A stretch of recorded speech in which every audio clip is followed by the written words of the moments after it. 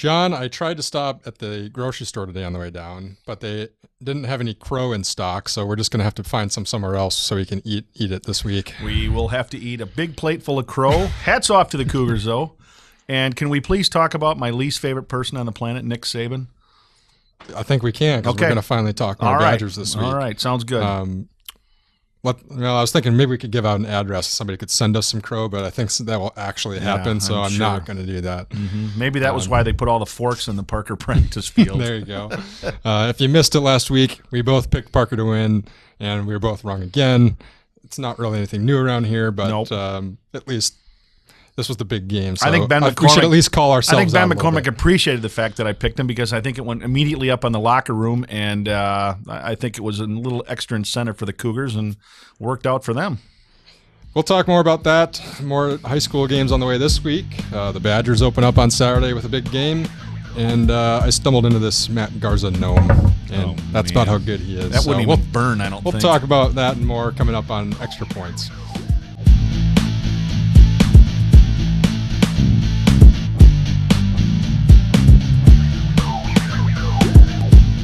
I was going to apologize to Matt Garza, but I just don't feel like it. I was at the game Saturday. I watched him pitch, if you can call it pitching.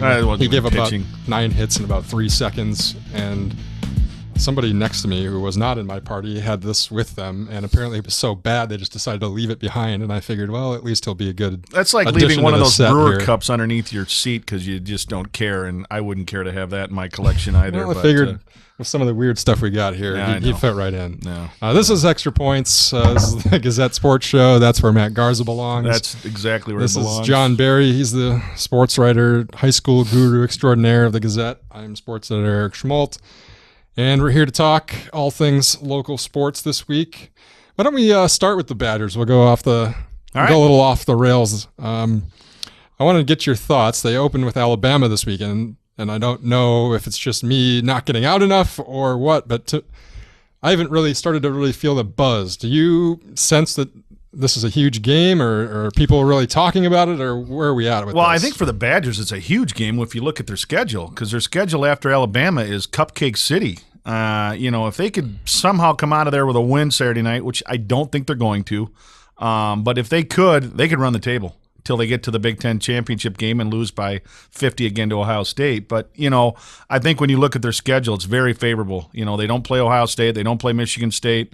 The schedule really sets up, other than a trip to Lincoln, which, let's face it, they've handled Nebraska the last few years. So the schedule sets up well. I think as a Badger fan, which you and I are, obviously as graduates, I just don't want them to get blown out. If you can go in there and be competitive, let's say you lose by 10 points, 30-20, something like that, I'm okay with that. I think if it's 35-0, or if it's bad and it gets away from them, and the offensive line is leaky like they think it could be, and Stavy is Joel Stavy, and things just aren't working out the way, then it was going to put up some red flags. But I don't think so. I think they'll be competitive. I think Alabama's replacing a lot on offense. Mari Cooper's gone, and that guy was a freak. They haven't even said who their quarterbacks. Yeah, they may go with a 2-quarterback system. And again, I think it's important. Get off to a fast start. You're playing in front of a gazillion people down in Dallas at Jerry Jones World. And, I think for the Badgers, they're ready. They're getting healthy. Guys that kind of sat out a little bit of camp are coming back. And I think defensively with Caputo and Beagle and those guys, I think they're going to put a pretty good product on the field. But I think, when the game was announced, you and I were both like, wow, that's amazing. What a great game. We were both going to go. You had family. I got friends down there. We were talking about going. We're not. No. We're not going. We're not going. And I don't really feel like I'm missing out on anything, to be honest with you. Well, maybe it'll hit on Saturday when College Game Day's there and Herb Street and Corso and the gang are there. And was it Reese Davis now instead of Fowler? Yeah, Reese Davis. Should be good. I'm sensing it. I got party plans in the works, so I better have something going. But no, do you want to tell people where you're going, or can everybody else come to this? Or is this a private party? This is a private party because nobody wants to be around me if they're not playing well. Trust me. There's objects flying and people are ducking for cover. But I've seen it. It's Badgers, and it means we're to that point. That means the Packers are right behind, and the NFL's right behind, and I'll have my 9 fantasy drafts out of the way, and it's time to let's strap them on and let's get after it. What do you expect to see from Stavi? I know we haven't been big fans of him in the past, but now you got Paul Chryst there. He's done some wonders with guys who weren't the most highly touted quarterbacks that are out there. And do you think he can mold him into something that's decent for this season? I think it all comes down to accuracy and whether he can, find the open receiver. I mean, they're not going to ask a lot of him. Clement's going to carry the load, I think. But, when a guy like Scott Tolzien comes out and says, look, I'm not Aaron Rodgers' backup. I'm not collecting an NFL paycheck if it wasn't for Paul Chryst, then you got to have some faith in him that he's going to get him to that point. I think with Erickson, they've got a dependable receiver. They just got to find a number two. They haven't had a number two catch more than, I think, 8 passes in the last 5 years, and hopefully maybe Tanner McAvoy's that option. They've got to find a backup number two. They'll always have a tight end in that system, and certainly, if Clement, God forbid, goes down with an injury, I'm not sure we've got a backup capable of, that we've had in the last few years with James White and Monty Ball and Gordon and, everybody else that was able to step in when that lead back needed a rest. Somebody's always there. Yeah.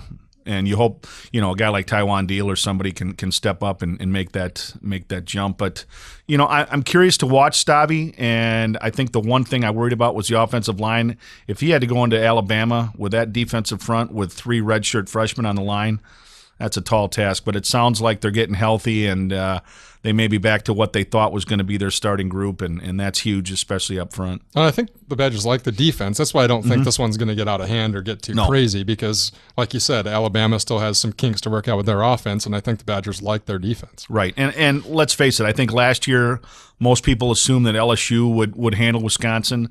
The Badgers probably a game they should have won had Gordon not been replaced in the second half by Anderson for whatever reason it was. And I think a lot of people are looking at it the same way. I think the Badgers are 11-point underdog, something like that, right, which that sounds about right. But again, keep it close and maybe give yourself a chance in the fourth quarter, and then that's about all you can ask for. Prediction? I'll stick with 30-20 Alabama. Right on the line there. Huh? Yeah. You? 24-18 Alabama in a game that gets me more excited than I think I really am. Okay, all right. I just hope that because right now I don't know. I know you're not feeling it yet for some reason. I'm feeling it, but I drive around in a Badger car, so I better feel it. That's true. As we said before in the pre-show here, Craig 14, Parker 12 last week. Craig takes the Monterey Rock for the 4th year in a row, and Craig 2-0, Parker 0-2 as we go into week 3. I mean, school just started today as we tape this show, and teams are about to be a third of the way through their season already. So it's gone flying by already. And you were down there, and I think we were texting back and forth. I was up in Melton watching the Red Hawks play Wanakee. We were texting at halftime. Parker was ahead 12-7, and I think both in texting back and forth at halftime, I got I think I was under the assumption that DJ Vance would continue to kind of run wild on the Cougars, and we both thought at half that Parker would not pull away but would win the game. And kind of tell me what did happen that second half. I think it was a combination of things. Craig came out and made some defensive adjustments, which didn't allow Vance to get those yards. He also kind of got dinged up a little bit, and he was maybe a little more hesitant to run into contact, or maybe it was tougher to make cuts. I'm not sure where that stands. Right. Sandy Toyer also got hurt. All of a sudden you have a couple of your speedsters that are either out of the game or maybe not playing at 100%. Right. And that combination with Craig kind of waking up on defense a little bit, and all of a sudden Parker couldn't move the ball at all. And Craig's offense wasn't pristine by any means either, but it was just a matter of getting the job done. They took advantage of the one time they got the ball right in Parker territory and drove it in for a touchdown, and in the rainy conditions, that was going to be enough. And you and I had talked about it coming into the season, how sometimes that track speed translates onto the football field. And, when you get a hole and you find a gap and you run, you look great running 60 yards, nobody's touching you. But what happens when that contact starts to grind on you a little bit? And I'm not saying that they're not tough guys and that they can't take a pounding, but it's a lot different when, things come easy for you, then all of a sudden you start getting popped. And like you said, you get a bruise or a sprain or something like that. Yeah. it really puts a little doubt in the back of your mind, and you got to think, wow, I don't want to make that cut, or I don't want to go through that gap again. And you hope Vance is okay. Hopefully Toyer's okay, and the Vikes should get well in a hurry this Friday at Beloit. I don't think there's any question that Clayton Krieger gets his first win this Friday.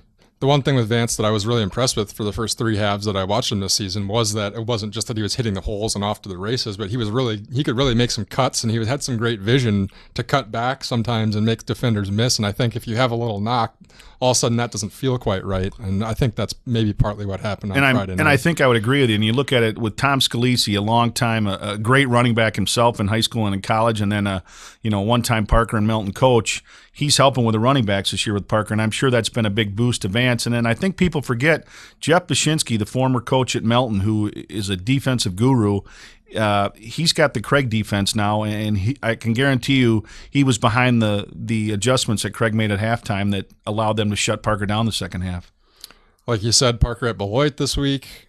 You hope the guys are healthy, first and foremost. And like you said, they got to go down there and get a win. Yep. There's no bones about it. And how much of a hangover is there? If you have any chance to make the playoffs, you have to win that game. You do. And how much of a hangover is there? And I think early on when Parker and Craig looked at the schedule, they both looked at Madison East as a win. And the Pergolders are 2-0 and have been impressive in 2 wins. And all of a sudden that game's turned into, we got to come and play. We just can't show up. And, especially for Parker, a loss puts him at 0-3, and really coming off back-to-back losses against games that you probably expected to win, that hurts. But I don't expect that from the Vikings. I think they'll come out, they'll play hard, and I would assume that game probably be over by halftime. I would think so too. To me, the hangover came week 1 to week 2, actually. Yeah. And even though they did come out and they had the lead at halftime against Craig, I think after playing so well against Middleton, I think maybe they felt, all right, we're doing something well here. Maybe rested on their laurels just a little bit and didn't bring it all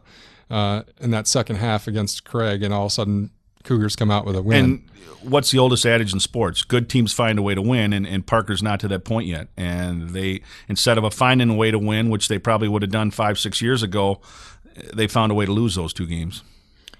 Craig gets Verona at home. Verona 1-1 so far this season, and I think this will be the toughest test they've seen so far. Yeah, and Verona coming off a very tough loss to Middleton. Middleton's won 2 conference games. They're the defending champs. They've won 2 conference games by 6 points. They beat Parker by 2, and they beat Verona by 4. Now, I know the Middleton-Verona game was played in a driving rainstorm. Right. And the scores last week, you just don't know. You just don't know what to take out of it. But, the fact that the Wildcats kept it close with basically, they're kind of like Middleton and some of the other powerhouses. They don't ever really rebuild. They just kind of reload. But, kept it close, and I think there were a couple of turnovers that kind of swayed the favor into Middleton's hands. But I think for the most part, I think when I look at Craig and Verona, what's the first thing you think about? The fake punt last year and how much revenge is on the mind of Dave Richardson and those Wildcats. And, I got to believe they probably have played that play over 100 times and said, this is revenge mode for us, and we're coming after them. And it's a game they felt they should have won last year. Craig used the trickery. It worked. They weren't penalized, so you really can't fault the Cougars because technically they did nothing wrong. And they went on to win, I think it was 29-28 on a Joe Glowacki field goal with about 9 seconds left, and probably the first win against Verona. I think it was the first win against Verona ever for the Cougars. How about there? What do you think? I think I got to go with Verona just because, I think there's a lot of factors that go into it. And more than anything, I think I'll pick Verona just because Craig can keep proving me wrong, and that's fine. I am just going to go right over to the Cougars. I don't want to. Okay, good. The Crow this week's going to be enough. So All right. I'm not going to deal with it next week. So I'm going to say Craig 21, Verona 20. And I said Verona 28, Craig 21, I think I said, something like that. So let's hope I'm wrong and you're right. What other games are on your radar for week 3? Well, the other 2 games in the area. Other conferences are starting their conference play now, so that's the other 2 games that intriguing. I highlighted in football weekend coming up in Thursday in the Gazette. I've got certainly unbeaten Beloit Turner at Walworth Bigfoot. The 8-time defending champion Chiefs hosting the upstart Trojans under first-year coach Derek Deal. And Eric, it's interesting. I did a little background checking on those two teams in the last not 5 been years. pretty. It's not been pretty. But as Derek Deals told you over the weekend, they don't care about what happened. No, in the they past. don't. The last 5 meetings between Bigfoot and Turner, and I'm not making this up, 299 to I think 26 or something like that. They've outscored him, including 42-0, 63-0, and 63-0 the last 3 years. So Turner hasn't scored against Bigfoot in 4 years. And I think that changes. That changes Friday night. I'm not predicting a Turner win, but don't expect 63-0 or 49-0 at half like it's been. This is a different Trojan team, and they've got some weapons. Seth Smith, the quarterback's a 3-year starter, a guy that Derek thought like if he played like a senior, we had a chance to be a pretty good team, and so far he's done that. And I think the one kid that's really sticking out is Loomis, Nate Loomis at wide receiver. He's caught 5 catches, 5 balls all year, all for touchdowns. Yeah. Averaging about 35 yards a catch, and he can make things happen. And Justin Hansen, I think, is a two-way player that's really had a huge hand in the first 2 weeks. So the Trojans, I think, they're gonna put points on the board. It's just a matter, can they stop Bigfoot, and they haven't been able to do that. And I think when you look at Bigfoot, certainly you start with Zach Greco, a kid that was an all-state defensive back last year and has really transitioned well over to quarterback, where I think he's got 5 or 6 touchdown passes in a couple of games, some good rushing stats, and a kid that really that offense has still been pretty solid. What's hurting Bigfoot right now is they've given up, I think it's 69 points in 2 games, and that's very uncharacteristic of that program. Yeah, I think their offense is clicking, but defense, we'll have to see. Defense is got to shore that up. The Southern Lakes is off to a pretty good start for just top to bottom. I think we knew it was going to be a pretty good league, but maybe we'll learn a little bit more about 2 teams that are in our coverage area when Elkhorn and Darien square off. Elkhorn and Delavan squaring off on Friday night at Elkhorn. And I know it's only the first game of the conference season, but pivotal game for both teams with playoff aspirations. I mean, it's a game that, those 50-50 games are the ones that you got to have. Kind of strange. Elkhorn went out and got beaten week 1, and we were like, oh, okay, maybe things aren't there. Well, they come back right away and rush for like 400 yards, and all of a sudden they're 1-1. Delavan, Darien hangs on to beat East Troy. Their offense has been really good. Jake Benzing's been incredible. Yep, as we expected. And obviously, if if the Gazette picked our all-area team, Jake Benzing's our player of the year right now. I mean, his stats are pretty gaudy to say the least. But Delavan, Elkhorn's not going to be as easy to move the ball against as Bigfoot was, and certainly, they're going to key on Benzing and probably make somebody else beat him, whether it's the running game. Fabian Shipman, pretty talented running back as well, and like Bigfoot, the Comets' problem is stopping people. Yep. They haven't been able to do that. I mean, they've won both games, but they've given up a lot of points and a lot of yards. And it's a case where last week Delavan 604 yards of total offense against Bigfoot, and that's pretty good. Yeah. Oh yeah. No problem moving the ball. No, none at all. Any other ones you want to mention real quick? Well, I think 2 teams that have been good for the last Jefferson and Edgerton. 2 teams that certainly maybe haven't had the start that they wanted, although Edgerton got off to a great start in week 1. But, Jefferson comes in 0-2, Edgerton 1-1, but now you're back into the conference part of your schedule. And, those 2 teams certainly have been playoff, aspirations as well. And I think, the winner of that game is got a leg up certainly. And, for Jefferson to go 0-3 in a conference that they've been at or near the top for the last decade would be surprising. Yeah. Well, we've gone through the non-conference portion of those team seasons, and in the Rock Valley, all we've got left of undefeated teams are Evansville, Albany, and Beloit Turner. I don't think we're used to seeing just 2 teams undefeated there. No. But really, those games don't matter all that much. It really starts for them right here, right now, this week. It does. So follow along Friday night. Tim Seaman is on the desk every Friday night. He provides scores and updates on Twitter along the way and does a pretty good job of that. Gets everything on the website. We'll be out at games. You'll be down in Beloit. I'll be here in Monterey. And we'll have a photographer over in Delavan, Elkhorn. So yes. Trying to keep it covered all the way around. Yes. We're already starting to look forward to week 4. Now we get into the meat of the schedule. It's conference time, so separate the men from the boys. Should mention U.S. Open got started this week amid all the football and everything else going on. They play the last major tennis tournament of the year, last slam of the year, and Serena's going for the slam, so that should be fun to watch. Sharapova's out, so that should make her. What happened to your boy Spieth over the weekend? I heard he was really sick. I think you're making. No, he didn't play well, and it happens. Jason Day's the new Jordan Spieth. He is. He was crazy good on Saturday and Sunday. And how about the gentleman that had 2 hole-in-ones? That's pretty good as well. That's pretty good. That's. You've had one, right? One. Yeah, I've come close. I almost had 2. Okay. Almost is what counts in horseshoes. Horseshoes and hand grenades. Yes. What about the crew? Anything with the crew? The crew are. I saw him Saturday. It was. I'm pretty sure I'll never see another game that has 30 hits. No. So in that sense, it was fun and weird, but they blew it in the end. Was anybody there? K-Rod's, there were a lot of people there. Okay, well, that's the most people important are still thing. going. As long as they're still going. There's nothing else to do on a rainy Pirates Saturday come into night town in tonight, and the Pirates certainly are in the middle of a playoff hunt, so you would think people would come out to at least watch a good baseball team and not have to suffer through the Reds and Brewers, but time will tell. Well, one of these weeks I'll force you to talk Cubs going to the playoffs. Good Lord. Okay. Make sure you bring your Tylenol that day. Man, my towel. That should about do it. Let us know what you think of the show by going to YouTube or leaving a comment here or there or here on GazetteXtra.com. You can follow us on Twitter from games, just from random thoughts throughout the week. Email us at sports@GazetteXtra.com. Email Andrew Ryder. He's our producer. And tell him that he's got to make us look better on camera or whatever he's got to do. And we'll see you back here again next week. Take care, everybody. Go Badgers.